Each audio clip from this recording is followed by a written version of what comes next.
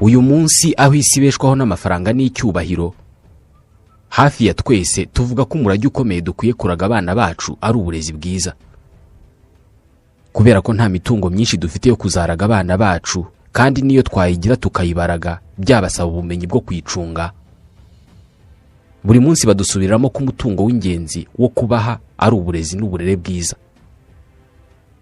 Niyo mpamvu twirya tukimara ngo tubohereze mu mashuri meza ahenze cyane, babigisha imibare, kuvuga Igishinwa n'Icyongereza, imitegekere y'isi, amateka ya muntu, ubugenge, ubutabire n'ubundi bumenyi.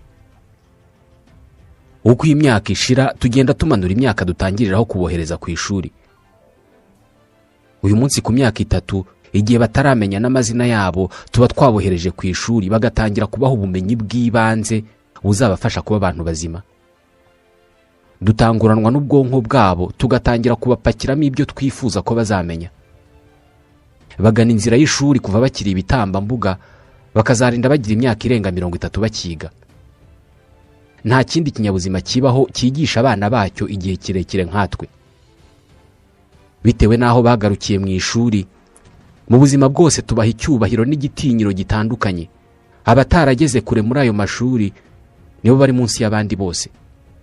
Kera ubuhinzi butaravumburwa, abantu bose babeshwagaho n'umwuga umwe, ubuhigi.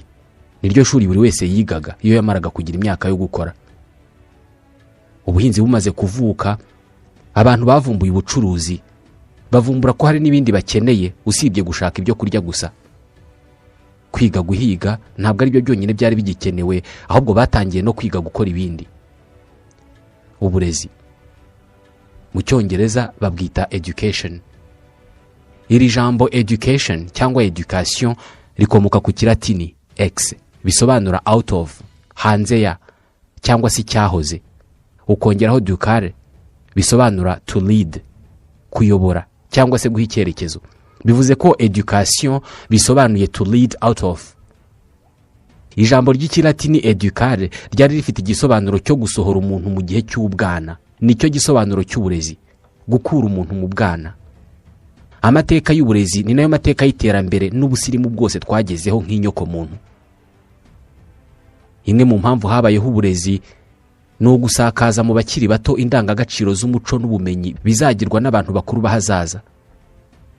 Uburezi butangira bwari bufite intego yo kwigisha abakiri bato umuco no kubatoza imibereho ikwiye mu gihe kizaza. Mu Bugereki bwa kera n'ibyo kwiga byatangiriye nyuma yo guhimba inyandiko.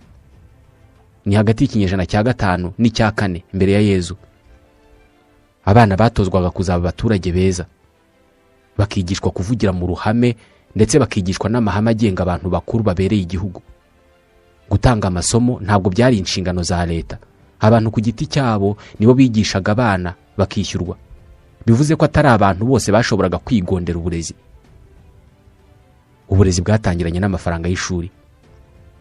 Abana bigaga n'abari bemerewe kuzagira uruhare muri demokarasi, kubera ko demokarasi yavukiye muri iki gihugu muri Atene. N'abana b'abahungu bo muri Atene. Abagaragu, abanyamahanga n'abagore ntabwo bari bemerewe kwiga, kubera ko ubumenyi bwatangwaga hano bwari bugamije guha abantu ubushobozi bwo kuzayobora. Abana b'abahungu kandi bigishwaga ibyo kugorora umubiri kugira ngo bazavemo abagabo b'ibitangaza, bakigishwa ubugeni n'ubuvanganzo. Muri Egiputa ya kera naho uburezi ntabwo bwari butandukanye cyane n'ubwo mu Bugereki.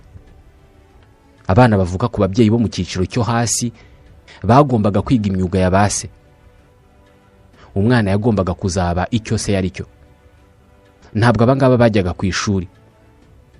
Abo mu cyiciro gikurikiyeho bo bajyaga ku ishuri bakiga imyuga itandukanye, wongeyeho kwandika, gusoma, imibare. Abana bavuka mu miryango yo mu cyiciro kiruta ibindi byose nibo bigaga kugera kure mu masomo, ukongeraho amasomo y'iyobokamana, imibare, ubumenyi bw'isanzure n'ubuvuzi. Ndabasuhuje, nitwa Ismael Mwanafunzi.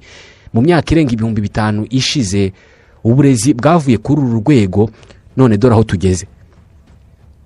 Amasomo yikubye inshuro nyinshi cyane, ibyo kuyakoresha biriyongera, uburyo atangwamo burahinduka. Uyu munsi twiga bitabaye ngombwa ko abarimu baduhagarara imbere. imibereho y'abatuye isi irahindagurika ku muvuduko munini ku buryo abantu barimo kwiga uyu munsi batazi niba ibyo barimo kwiga bizaba bikigezweho mu mwaka wa 2050. Ibyo tugiye kuvuga byose muri iki kiganiro twabikuye mu gitabo 21 leçons pour le. Itandukaniro rikomeye riri hagati y'umukire n'umukene ntabwo ari amafaranga, ni ubumenyi. Ngiki icyo Green Stars itanga. Iki ni ikigo gikora ibikorwa byo kuzamura imibereho y'abantu binyuze mu gutanga amasomo ku gukora ubushakashatsi, data collection, gusesengura ibyavuye mu bushakashatsi, data analysis and reporting, gucunga no gukurikirana imishinga, project management, monitoring and evaluation. Batanga amasomo y'ikoranabuhanga rigezweho mu bushakashatsi n'ibarurishamibare nk'iryitwa R, Stata, Python, Survey CTO, NVivo, MaxQDA, Power BI.